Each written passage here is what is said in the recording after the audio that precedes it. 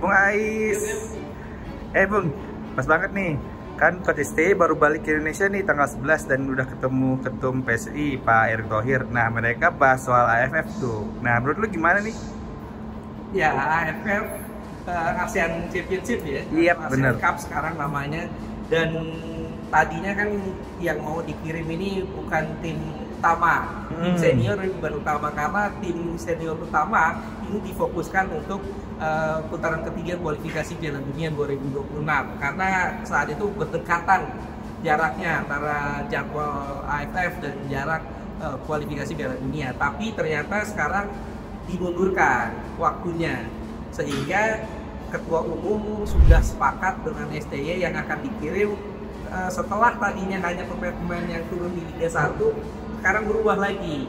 Yang diturunkan adalah Timnas U22 untuk persiapan SEA Games 2025 mendatang ya. Ini tentu ya bisa jadi ada pro kontra ya. Karena kita belum pernah juara Piala AFF sejak pertama kali bergulir sampai sekarang. 6 kali masuk final tapi 6 aja jadi runner up. Tentu orang berharap kita ya mudah-mudahan bisa juara lah. Tapi ya ini pilihan pilihan apakah kita memilih untuk jadi juara atau kita fokus di tempat lain, karena di satu sisi kan kita sedang fokus di kualifikasi Piala Dunia. Iya, kita masuk putaran 3 dan ini bisa dikatakan selangkah lagi kita bisa lolos ke Piala Dunia untuk pertama kalinya ya sepanjang sejarah, meskipun tahun 38 kita pernah sebagai India Belanda. Nah dari situ kita bisa memaklumi ya keputusan PSSI yang ingin mengirimkan timnas U22 saja di Piala AFF nanti, karena kalau kita memang melihat skala prioritas itu tentu Piala AFF ini bukan prioritas utama kita lagi ya, karena yang menjadi tolak ukur sekarang adalah di level Asia, dan itulah kualifikasi Piala Dunia lah yang akan menjadi tolak ukur yang paling bagus buat kita untuk bisa bersaing di level Asia. Oke, kalau netizen nih katanya bilang udah beda kelas, kayak gitu, beda benua katanya. Nah, tapi kalau keputusannya U22 nih, nanti pemainnya siapa aja kira-kira? Ya, berarti kalau 2025 nanti ini yang akan tampil kan pemain yang kelahiran 1 Januari 2003 ya. Ya masih ada beberapa pemain ya, kalau Pratama Arhan mungkin sudah tidak bisa lagi. Masih ada Arkan Fikri, masih ada Hoki Caraka, Dava Fasya juga di posisi gawang masih bisa ya. Artinya pemain-pemain ini tentu bisa dimaksimalkan oleh Coach STY ya. Perlu lagi mungkin TC yang lebih panjang untuk bisa memandu-padankan mereka dengan baik ya. Oke, berarti misalnya nih kalau timnas U19 yang naik promosi, apakah nggak tarik-menarik tuh antara Coach Indra Safri sama STY nantinya? Nah, itulah memang kalau menilai ada beberapa pemain yang bisa dipromosikan ya untuk ikut SEA Games nanti, ikut Piala AFF atau ASEAN Cup nanti, seperti misalnya Kavia Turisti, Arkan Kakak, atau Kadek Arel juga bisa masuk ya. Tapi di sini balik lagi, ada nggak dia tarik menarik antara kepentingan timnas U20 dengan kepentingan timnas U22 SEA Games, karena pelatihnya kan beda nih.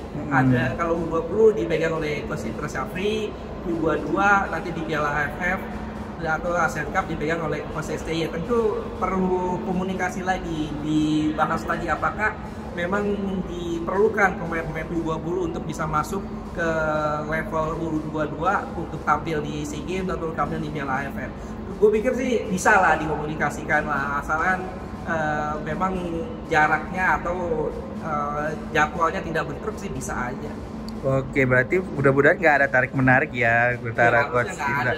Soalnya ini kepentingan timnas, kepentingan nasional semua ya. Betul, tapi kalau gue boleh saran sih ini bisa dikomunikasikan ya antara pemain-pemain timnas U22 dengan pemain-pemain yang memang levelnya lebih senior, karena kan ada Malik Rizaldi misalnya yang bermain di timnas senior ya, yang bisa dipromosikan, atau pemain-pemain yang senior yang bermain bagus di Liga 1 bisa masuk untuk ke ASEAN Cup ya, bukan ke SEA Games nih.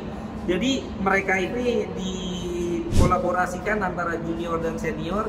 Harapannya apa? Harapannya pemain-pemain yang U22 yang nantinya ditargetkan bisa bersinar di SEA Games mendatang bisa dapat pengalaman bagus, bisa dapat pembelajaran juga, dapat ilmu juga dari para seniornya, sehingga mereka ilmunya juga bertambah, pengalamannya juga bertambah, dan hasilnya tentu akan lebih maksimal lagi sih.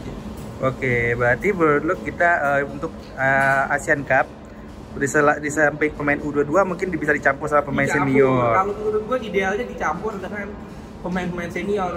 Tujuannya selain transfer ilmu juga membuat timnas kita ini lebih kuat. Kalau kita ngandelin pemain-pemain yang muda tanpa pemain-pemain senior, itu tentu bisa dikatakan akan susah juga bersaing dengan timnas lainnya yang sekelas kalau Thailand ngeluarin pemain inti atau Vietnam ngeluarin pemain inti, tentu ini akan susah. Apalagi Vietnam punya pelatih baru ya, Kim Sang-sik, dan mereka ada dendam tersendiri dengan tim nasional Indonesia. 3 kali dikalahkan di Piala Asia, kemudian di kualifikasi Piala Dunia 2 kali kalah juga, dibantai juga di Hanoi. Tentu ini ada keinginan buat para pemain Vietnam untuk balas dendam.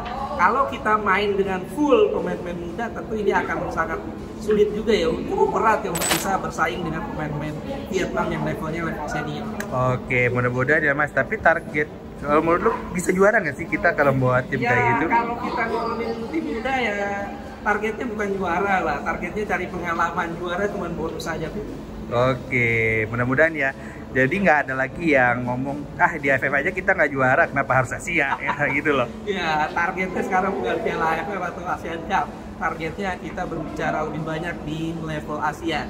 Ya mudah-mudahan kita bisa bersinar bagus di kualifikasi Piala Dunia. Mudah-mudahan kita bisa lolos ke putaran keempat, dan ya syukur-syukur bisa lolos nanti ke Piala Dunia di Amerika, di Kanada, dan di Meksiko. Amin. Doa semua pecinta sepak bola. Thank you Mas Aim.